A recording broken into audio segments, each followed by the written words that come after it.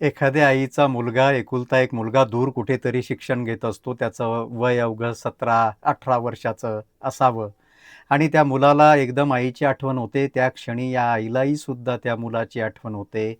आईनं त्या मुलाला फोन करावा आणि त्या मुलानं हसत-हसत म्हणावं, "तुझी आठवण मला आत्ताच झाली होती आई." आणि हा संवाद होतो.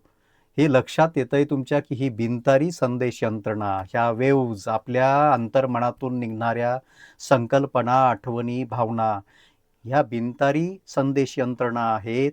या वेव्हज आहेत, अंतरीच्या अंतरीला जाऊन भिडतात. म्हणून पॉझिटिव्ह द्या. मुलं पॉझिटिव्ह व्हायला लागतील. दूर शिक्षणासाठी गेलेली मुलं, कुठेतरी कॉम्पिटिशनचा अभ्यास करणारी मुलं, त्यांना सक्षम करण्यासाठी नेहमी अंतर्मनातून पॉझिटिव्ह गोष्टी बोला. ते पॉझिटिव्ह व्हायला लागतील आणि त्यांच्या जीवनामध्ये बदलसुद्धा पॉझिटिव्ह आपल्याला दिसायला लागेल. नमस्कार.